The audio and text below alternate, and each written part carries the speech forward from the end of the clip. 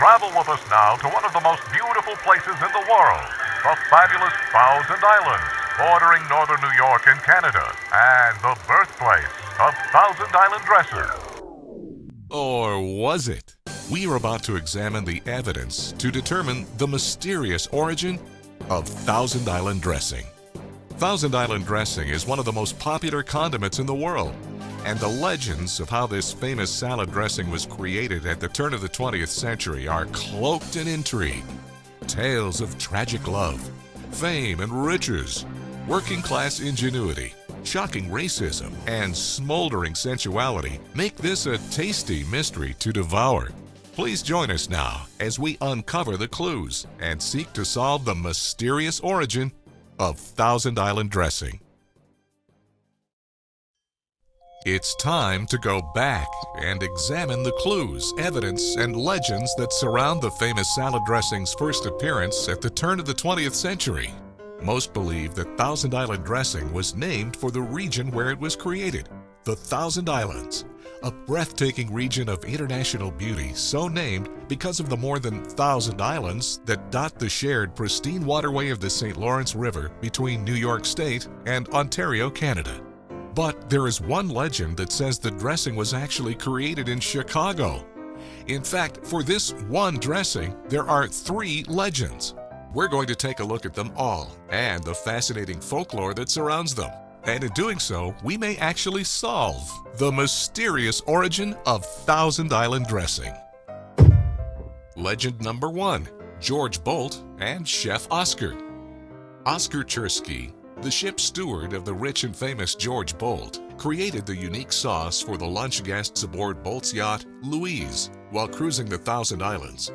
This same steward then rose to fame as the prominent chef Oscar of the Waldorf in New York City, which happened to be Bolt's hotel. Oscar, it is said, then went on to create other famous dishes such as the Waldorf salad, veal Oscar, and eggs Benedict. Alan Bennis, who owns the Thousand Island Inn in Clayton, New York, and claims the dressing was first served there in the early 1900s, has a different view.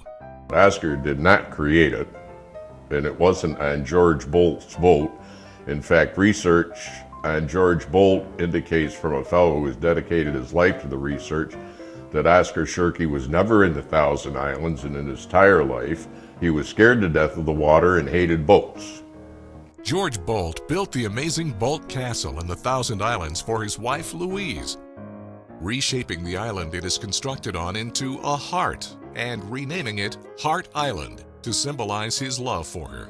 If you were to visit Bolt Castle, you'll see in the stonework, the raw ironwork, the plasterwork, hearts are a theme throughout the entire structure. This love story ended tragically as Louise's own heart gave out before she could see the finished masterpiece in her honor. Today it stands as a testament to one man's love. And in the gift shop, bottles of legendary Thousand Island dressing are sold with the story of Oscar and the yacht printed on the label. The mysterious origin of Thousand Island dressing. Legend number 2, Sophia Lalonde. In the early part of the 20th century, small inns with restaurants specializing in regional recipes were abundant in the Thousand Islands.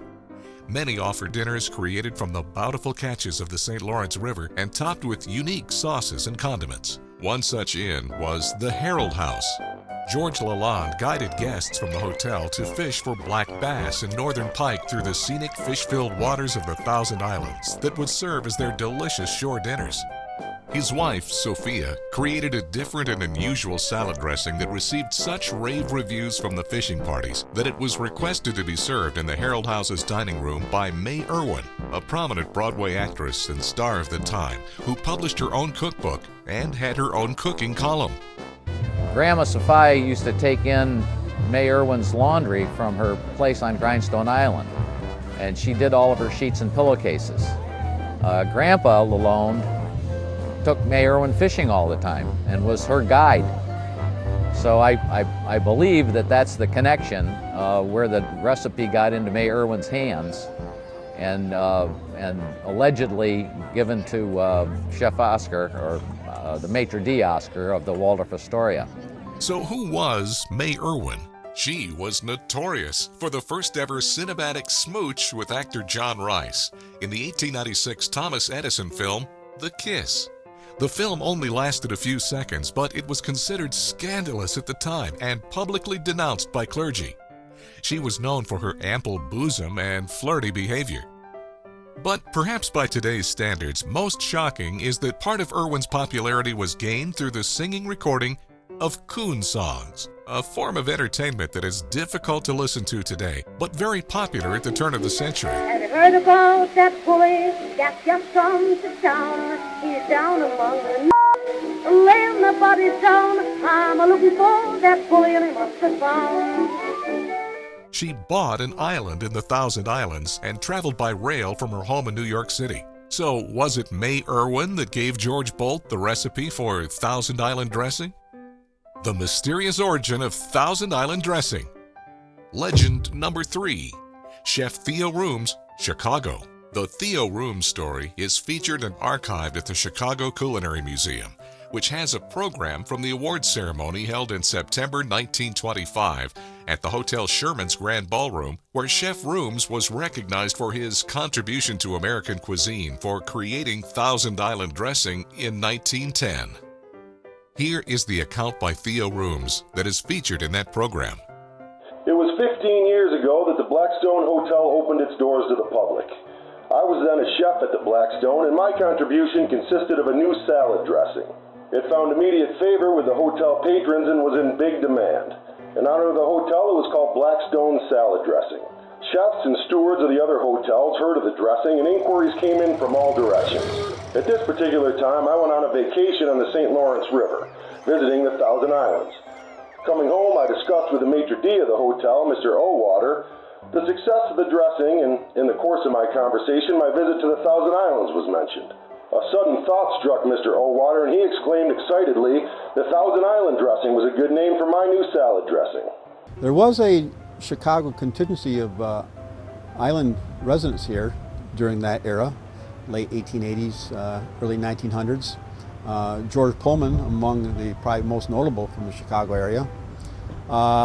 So he certainly could have first been introduced to the Thousand Islands dressing here in the Thousand Islands, where it originated, and then thought an adaptation to the same recipe in this Chicago hotel would be a hit.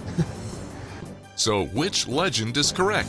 Our research tells us that none of them contain the complete story. So sit back and relax as we separate fact from fiction, and let's unravel together the mysterious origin of Thousand Island dressing.